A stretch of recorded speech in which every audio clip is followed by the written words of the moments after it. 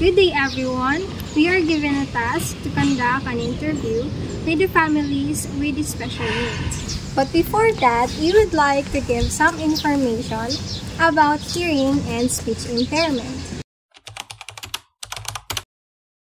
Hearing impairment, also known as hearing loss, is a partial or total inability to hear. It can occur in one or both ears.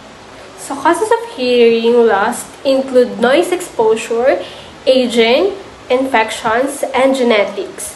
The impact of hearing loss can be profound as it can affect the ability to communicate and to socialize. It's often categorized as mild, moderate, severe, or profound. Assistive devices like hearing aids or cochlear implants can help improve hearing ability. Speech impairment, on the other hand, refers to a problem with formation of sounds. It includes difficulties with articulation, making sounds, voice, pitch, volume, tone, and fluency the rhythm of speech. Causes can vary from physical conditions like cleft palate or tongue tie, neurological conditions such as cerebral palsy, or from conditions like stroke or traumatic brain injury. Speech impairment can affect an individual's ability to communicate effectively and may require intervention from a speech-language pathologist to improve. Both hearing and speech impairment can have significant impacts on an individual's life, affecting their communication, education, employment, and social interaction. However, with proper support and treatment, individuals with these impairments can lead fulfilling lives. Inclusive education is a teaching approach that adapts to all the diverse range of all needs of all students. It involves changing the education system to accommodate all students regardless of their abilities and disabilities.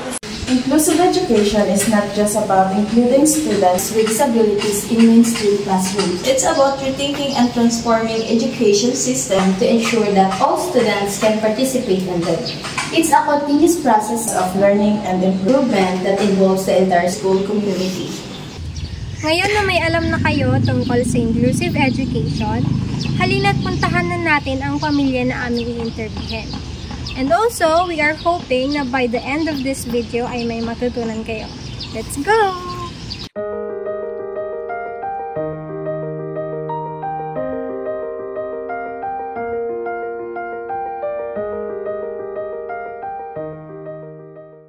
Pero bago yan, tara lang samahan mo natin bumili ng konting school supply para sa batang aming i-interview. At ito na rin ay magsisilbing tulong para sa batang may special needs. Kaya ano pang hinihintay natin? Tara na!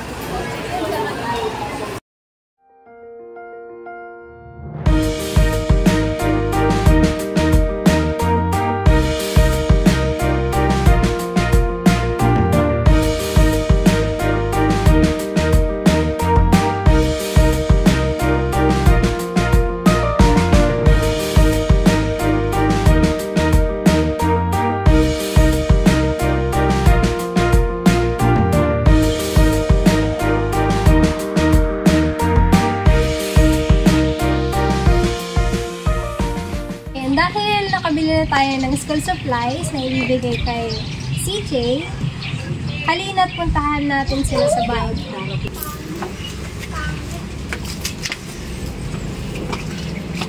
Tao po! Ay, magandang hapon po. Kami po ay mga estudyante po galing Bicol University. So, humihingi po kami ng permission po kung pwede po kami mag-conduct po ng interview sa inyo. Tungkol po ito sa ano.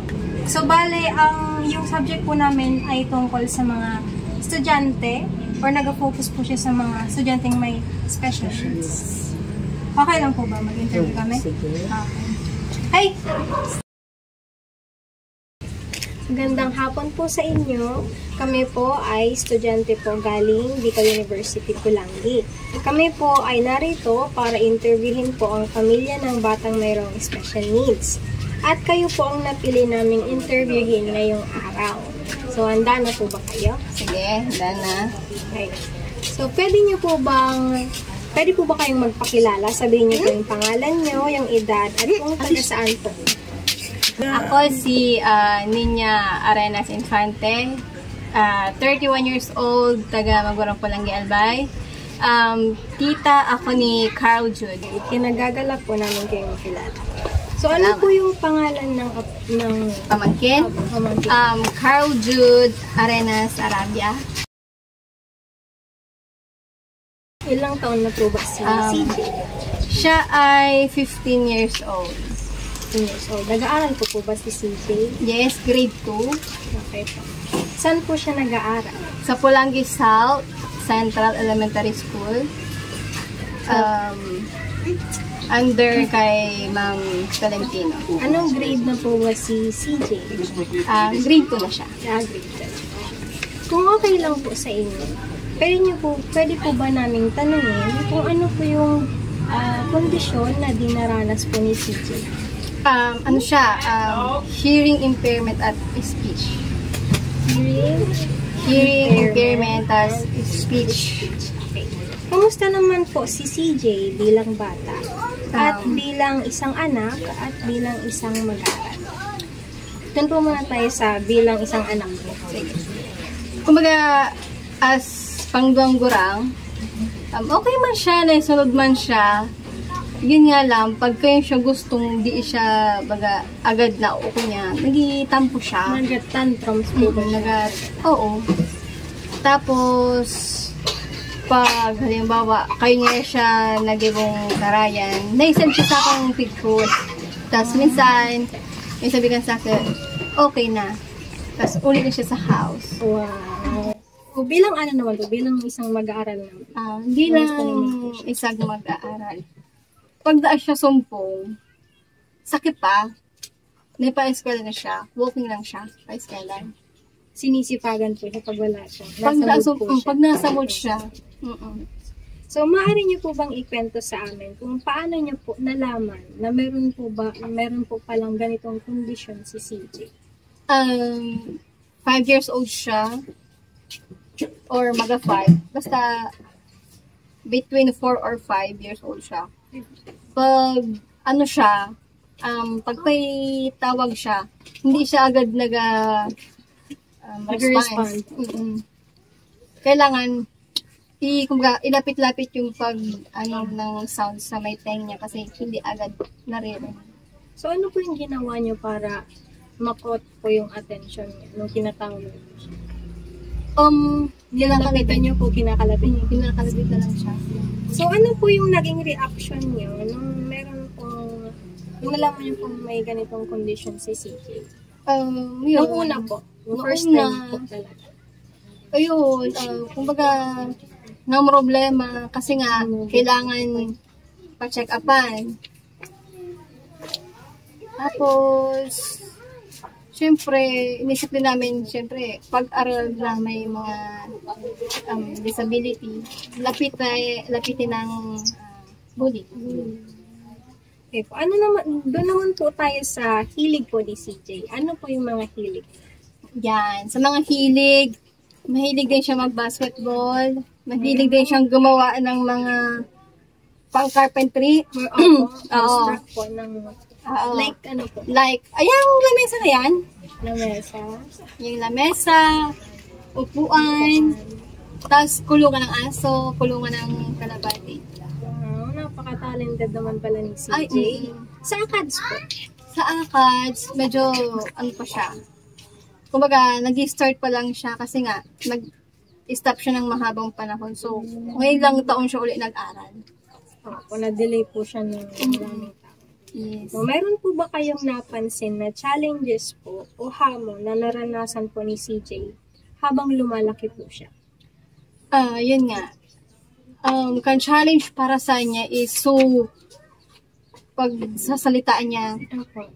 Tapos, gusto niyang kaya siya dream na gusto niya maging police daw, pero hindi nga daw siya makarinig. Bawal po yun di ba? Oo, syempre. Tapos, nung nag-start na siya magklase, ulit, kumbaga, nabuhayan siya ng loob para Na-encourage po siya. Na-encourage siyang okay, so, gusto niya. Ito pa rin ang kanyang pangarap. Yeah, ito pa rin ang pangarap. So, sino po kanya po ba na ipa-check up si CJ po sa doktor? Kung okay lang po sa inyo, maaari niyo po ba sa amin ikwento po yung findings or yung result po ng check-up niya?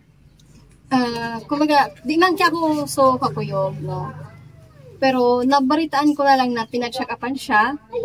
Tapos sabi ng doktor ay kailangan nga daw ng hearing aid para kumbaga, Maibsan po. Mabawasan niya. Pinoproblema niya na makarinig. Yes, sige po. So, bilang isang nakakasama niyo po sa bahay, ano po yung pinakamalaking challenge na hinaharap niyo kay CJ dahil po sa condition niya? Pinakaharap. Yun na nga. Struggles niyo po. Struggles. Kumbaga, Di ba po, inaatid niyo po siya sa school? Ano po yung na-witness niyo doon? base dyan, pag ganyan kasi na, noong una, nagpapahatid, pero nung habang tumatagal, ayaw niya na, gusto niya maging independent na. Gusto niya siya na lang sariling pumunta sa eskwelahan. Gusto niya maging maganda po yan. So, kamusta naman po siya sa school? Hindi po ba siya nahirapang magbasa, magsulat, or mag-solve po ng problem sa math? Sa math, yun. Kumbaga, weakness niya kasi hindi siya masyadong Nahihirapan pa po siya. Analyze kung paano niya isosolve. Pero sa pagsulat, ayos naman siya. Sa pagbasa po? Sa pagbasa, sign language. Sign language. So, paano po siya, madaldal po ba si CJ? Pag nasa mood siyang ano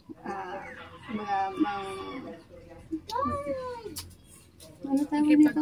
So, parang mangbingat. Ay, para kaibigan po siya. Oo, kasi may mga kaibigan naman siya. Wow. So, dito naman po sa bahay niya, marunong po ba ng gawaing bahay si CJ? Nagluluto. Nagluluto po siya. Nagpupugas. Tapos, naglalaba. Masipag din pala to si CJ. Ayan, dito naman po tayo sa mga tulong po na natanggap mo. Meron po ba kayong tulong? May natanggap po ba kayong tulong? Ano po? Year 2019?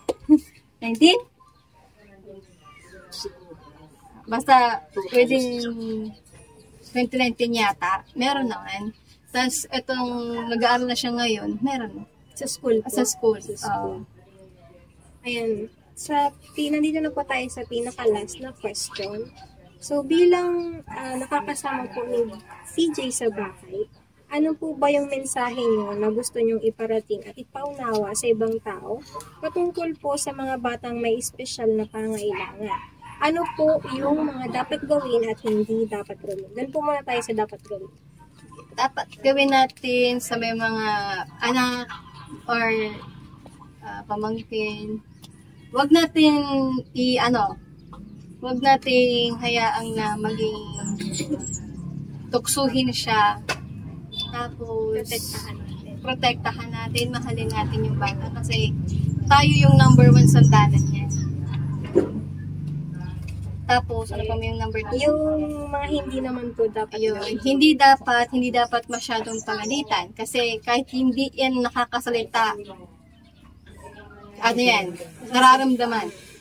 Tingin pa lang or actions mo, mabilis niya mabasa. Nararamdaman po nila kung galit kayo. Yes. Na-hurt po sila dito. Umiiyak siya. Pag alam niyang, na-hurt siyang maray, magiginis na siya. So, dito na po nagtatapos ang aming interview. Maraming salamat po dahil pinaunlakan niyo po kami. So, para po pasalamatan kayo, meron po kaming simple token at sa inyo. Tama po, mag-destroy. Every child with special needs has a unique way of learning. They might take longer to learn a concept, or they might need to be taught in a different way. Inclusion in regular classrooms can be beneficial for children with special needs. It promotes social interaction and helps them feel accepted and valued. Children with special needs respond well to positive reinforcement. It boosts their self-esteem and encourages them to keep trying.